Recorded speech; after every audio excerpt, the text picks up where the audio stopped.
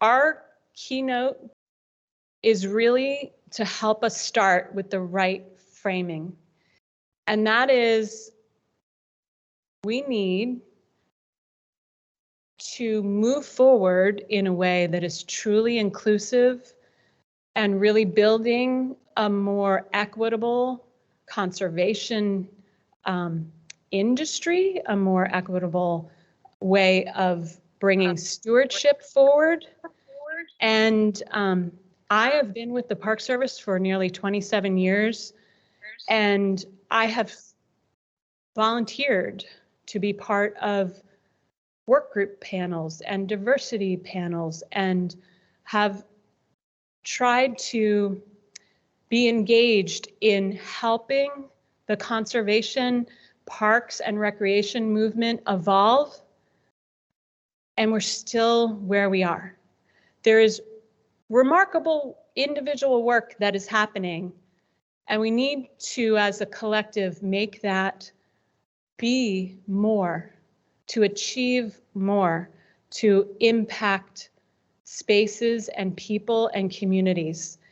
And just like we did during the peak of COVID and we held our We Need to Talk sessions, I am going to step away because we need to talk and we need to hear from people who can share with us their stories, their experiences, and we need, as a collective, to listen, to learn, to be open, and then we'll open it up for Q&A. But first I want to bring up a dear friend, a longtime friend, Reggie Chapple.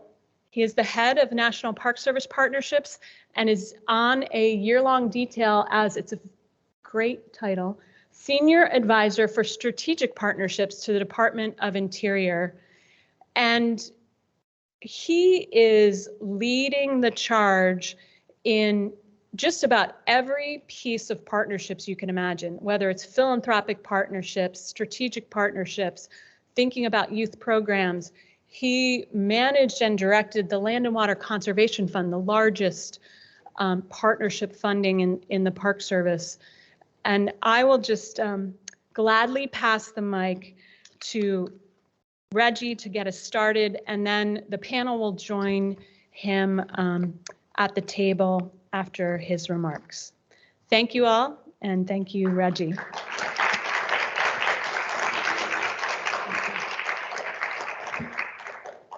Thank you to Wendy. So Wendy is one of the people that I met December 2012, a little thereafter, when I came on board to the Park Service. So I'm not a parkie for life. I didn't start out as a seasonal and then work my way up and through parks and travel here to there. I came in from the outside. So I came in from the community development field in Los Angeles, California. So building affordable housing, doing commercial redevelopment, actually turning burned out spaces in Los Angeles from the 1992 civil unrest into pocket parks, and then working with UCLA to actually do the design, get the community involved, a lot of that work. And then I did some social justice work as well with the Southern Christian Leadership Conference. So it was there that I did a lot of the philanthropy work. And so when I got to the Park Service, they were like, okay, bring your expertise that you know to us, because we want to actually realign with the philanthropic sector. And so I can remember the first meeting I walked into with the regional partnership coordinators, of which Wendy was one of 7 and probably one of the top 2, 3 of them. And they were right here in a half moon circle in my face, telling me basically what it is that I was going to do, how quickly I was going to do it, and why I wasn't going to do it because of the urgency that was required. And so while one might think that that is something that is daunting when you get folks who do that, it said to me that folks were passionate, that they cared about what was happening, and that I needed to really bring the skill set and the team along to make that happen. And so I just want to say thank you to Wendy for her support during that time period and her friendship going forward. And I'm honored to be here today to talk to you all a little bit about partnerships, philanthropy, give you all a view into a little bit of what's happening on the DOI level, You will see that I am wearing a National Park Service vest this morning, and that's because I am betwixt and between. If folks know a little bit of anthropology and archaeology, that's that kind of space, that's that spatial being, where you're kind of over here and over there. So I am still in the National Park Service because they are finishing up my background check. So I have to go through another security check, and I'm going to make you laugh. I worked at the FBI for about 3 years. And so when I came on board, that was my place that I was coming from. So I didn't have to do one when I came in. So this is my first one, and it is interesting. And so it's taking a little longer than they thought, but I am still working with the Department of the Interior, and bring you greetings from the Assistant Secretary of Policy Management and Budget, Joan Mooney. She is in charge of everything that we're going to talk about today, from equity action plans to environmental justice, the White House fund sources that we are familiar with that go by the names of IRA, so the Inflation Reduction Act, the Great American Outdoors Act, the Bipartisan Infrastructure Law, are all in her hallway. So my office sits here when you come off the elevator. Those 3 offices are right next door to me. And so what I have a chance to hear is how we're implementing the plans using that money over time. She's also got the environmental justice program under her as well. And so I have that office as the 4th down. And so I get a chance to actually interact with that as well and hear what it is that is a little bit more revolutionary than I've seen in the past to happen in the Park Service and in DOI just in general. So I wanted to share a little bit of that with you all today. How do I advance stuff? You know, I don't know. Oh, that's why. It's going to be osmosis, y'all.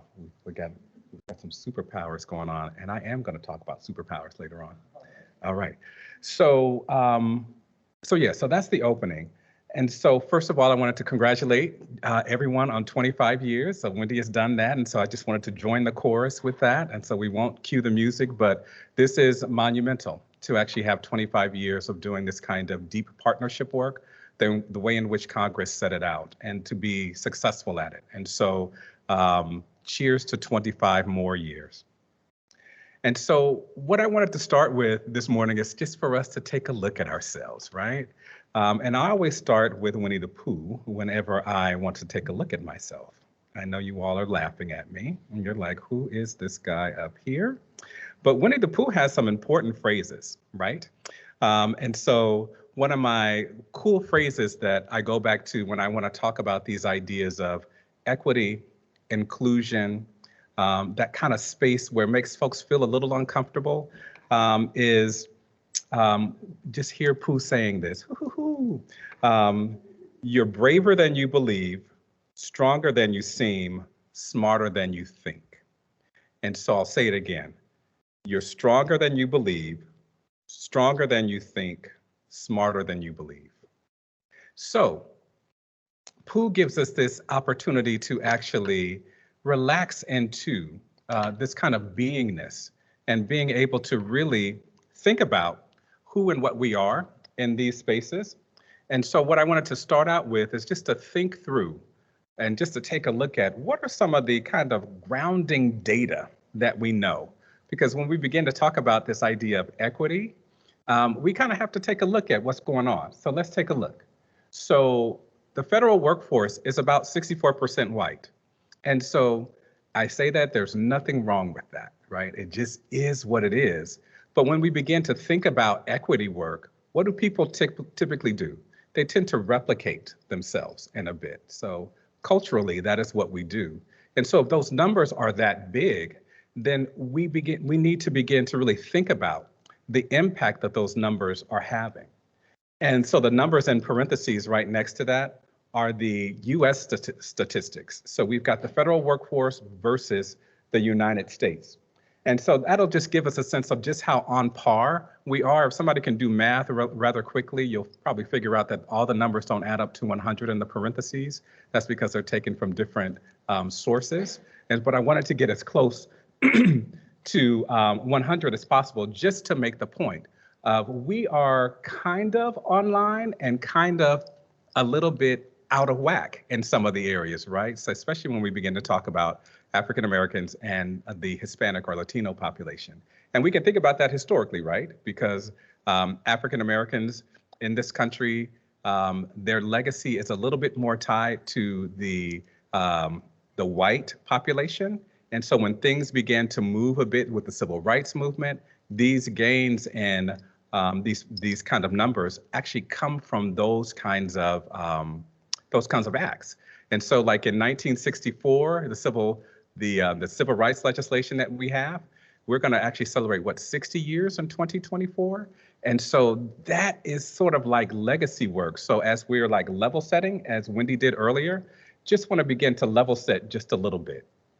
And here's some other statistics that we might want to begin to think about as we begin to think about equity work.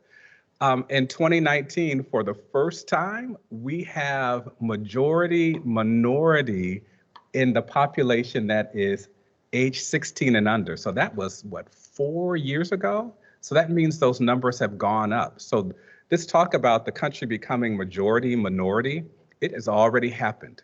And these folks now can vote. And so when we begin to think about public lands and we begin to think about stewardship, we really want to be inclusive of these populations because they are the current stewards that are taking hold. And so we need to be in play with them, working directly with them, and not talking past them in a lot of ways. Women make up 51% of the population in the United States, and that's been steady over time. And so there's more women. And so it seems like the decision should actually be tipping towards women, right? And so if we're just looking at things statistically.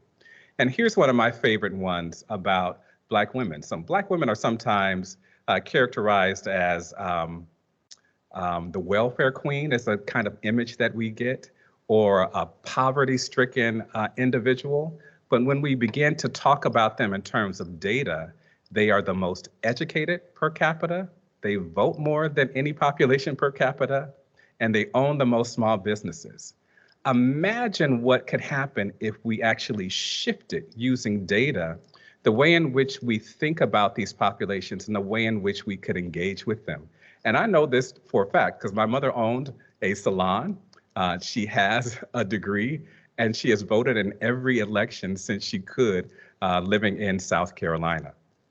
So just starting there with just a few things that Pooh can reveal for us as we look in the mirror.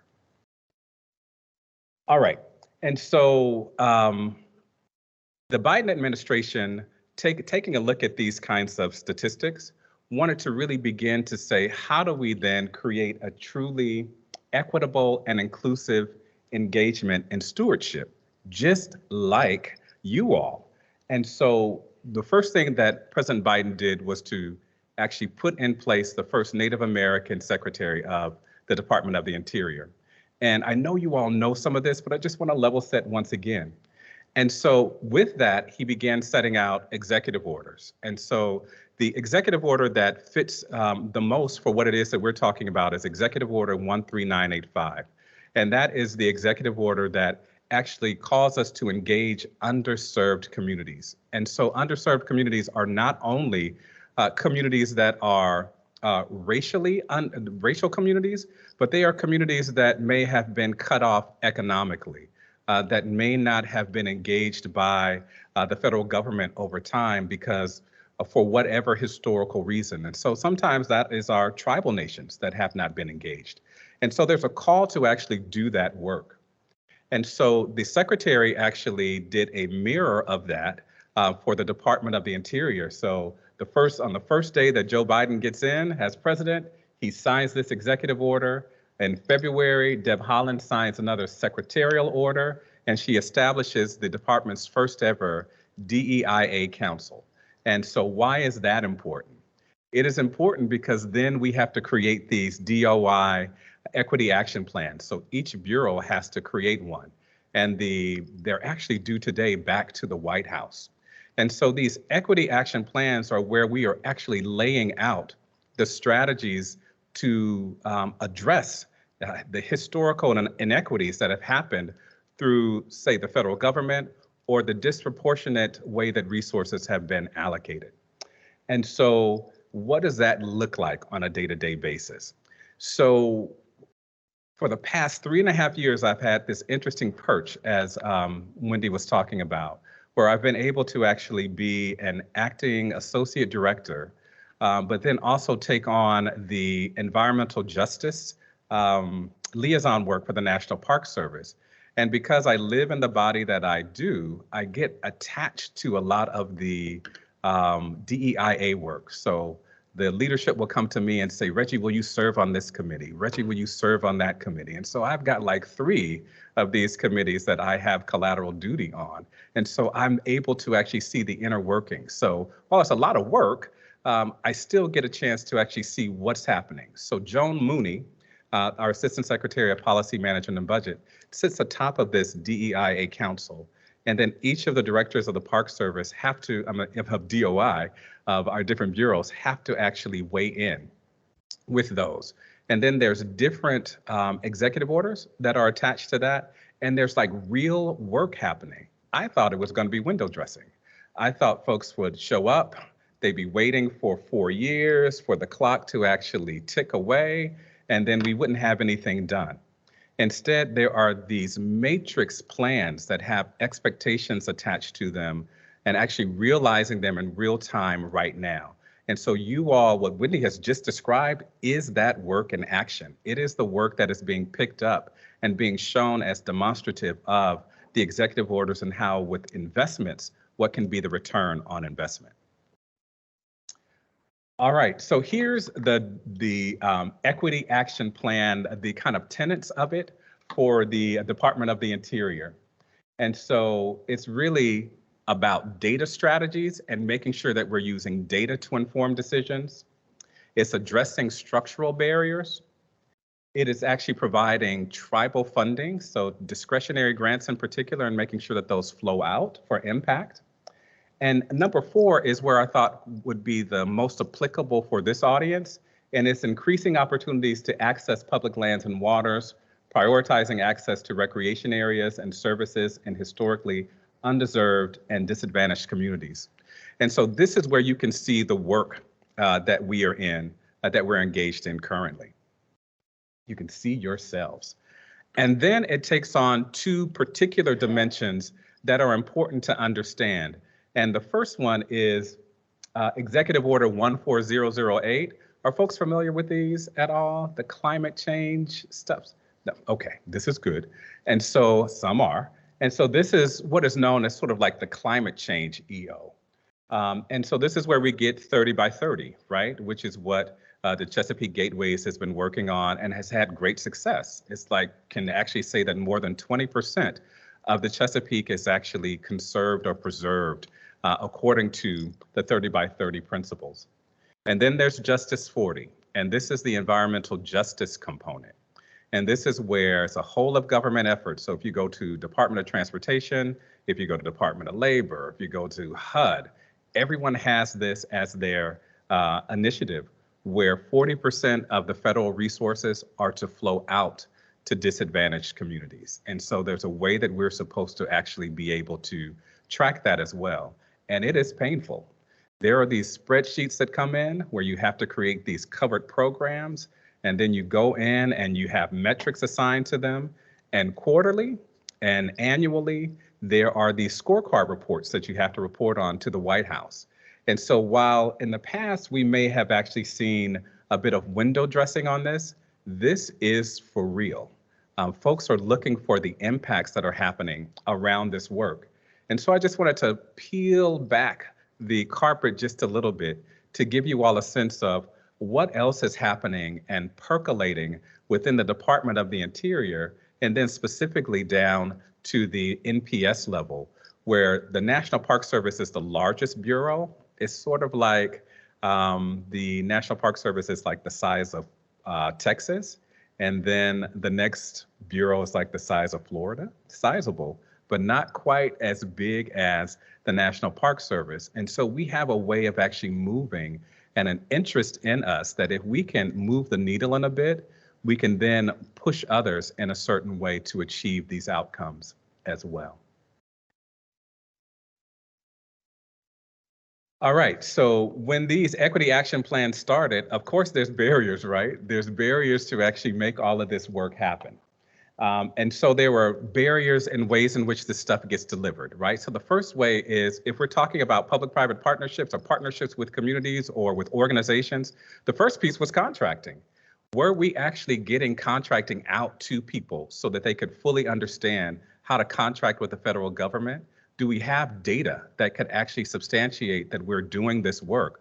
What are the minority-owned women business enterprise data? And so we began having to actually fix that so that we actually get that data back in and we can really target those communities that we may not be hearing from. In terms of recreation, we needed better ways of collecting recreation data. As you all know, there's limitations with the Paperwork Reduction Act, or OMB has certain ways that we can collect data of our visitors, and it limits us in being able to really drill down to did we have an African American female from Texas to attend the Statue of Liberty? We can't really get that granular data. And so there's a way in which we wanted to begin to think about how could we collect that data? Could we engage partners to collect that data on our behalf and then be able to use it to inform larger scale investments? And then there's the tribal grant opportunities, and the setting up of the Bureau of Indian Affairs has its own strategic partnerships office now that is giving out grants and actually pulling in funding that is going back out to tribal nations and tribal communities, just to make sure that they have access to resources as well. So these were some of the things that were beginning to actually be potential data solutions that we could solve for. And then if you've actually worked on Justice 40 or with the equity action plans or the whole process, you know that there was a lack of definitions coming from the White House. There were a lack of definitions coming from the Council on Environmental Quality, from the White House Environmental Justice Advisory Council, the WEJAC. Or as these things came out, they didn't have full definitions. And so recently, we've gotten new definitions to come in through Executive Order 14091. And so you can see the progression, right? 13985 to 14091. We now have a way of actually defining what equity means. And it's a long definition, but it is as inclusive as it could possibly be. And this is what is informing the work. So when we begin to talk about the Inflation Reduction Act, Bipartisan Infrastructure Law, or the Great American Outdoors Act, these are the definitions that are informing that work that we're doing. There are some additional definitions of equitable development and underserved communities. And so it's not just enough to throw out the words, but being able to really fully understand what it means to actually engage with communities, to engage with the infrastructure development, and then who are these underserved communities? And the Biden administration really wants folks to be able to see themselves in all of these initiatives. And then there's also a 14020 that actually deals with gender equity. And so this is where there's a call out for women and equity as well. So the real talk I wanted to give today was on being a superhero. So I was not kidding when I took this little thing from Wendy. I really wanted to talk about being a superhero because one of my favorite quotes is from an African proverb. And it states that when spider webs unite, they can tie up a lion. And so you guessed it, I wanted to actually talk about Spider-Man. I really did. And so this idea of Spider-Man, Spider-Woman, or Spider-Person. And when you think about Spider-Man and the trepidation that that character always has, this is the same trepidation that we often have when we begin to talk about equity work or diversity work or being engaged in this space. It is often that it is burdensome in some kind of way. It's burdensome for the people that you're trying to make more equitable. Sometimes they have to bear the brunt of actually participating in the discussion and defining the discussion. Or sometimes people believe that, I've got to give up something to get something. And you can kind of see that in Peter Parker, right? He's been bitten by the spider and all of a sudden he has to take on this thing that he didn't ask for. And so he's got to be this superhero. He's got to be this This son there's something else that happens to his parents. And so there's all of the weight of the world that he feels like that is on him, but he's still being asked to do this work, to actually be of action. He can't reveal his true identity, and so sometimes we're having to tuck away our identities and for us to actually move through the world in a certain way because the environment is not quite ready for us, we believe. We're crusaders for justice. We sometimes feel we're not the right person for the job, and so we try to give the uniform back, but it still calls us forward to actually be in the space. So then we create our own costumes sometimes because there's no one there to actually tell us what it is that we should look like, what it is that we should actually have in terms of web equipment. So we're often building it collectively, either with someone else or ourselves. It wears on you. People can turn on you like the villains all of a sudden, and then you're like fighting these fights that you didn't know. You don't know where they're coming from. You're asking, why me? And then you're just asking, is it worth it? Is it really worth it? What it is that we're engaged in as a project. I will say that it's been worth it for the last 25 years for the Chesapeake Bay, the Chesapeake Gateways and its partners, and then the new partners that have come on board with the 22 new grantees. I say that you all are superheroes, and I can't wait to see what's going to happen. And so here's why it's worth it to me. All of these statistics on the left in terms of what the Chesapeake Bay is and what it means to people, to nature, to economies, to tourism, makes it all worth it. And then it's the people side, it is the contact side that really is where all this gets meted out. It's in everything from the people to the communities, to the economies, to the history, to the culture. It is all there, and this is why we're engaged in this enterprise together. And so if you don't take anything away from what I've just talked about, because it was too dry and you're like, why were these executive orders? What is he talking about? This administration is going to leave in 9 months or so, and it's going to be obsolete, maybe. The thing to take away is that there's that African proverb of when spider webs unite, they can tie up a lion. And that our job is to be spider men, spider women, spider people, to all work together to continue the work that we are engaged in at the Chesapeake and Chesapeake Gateways. And so I will stop there.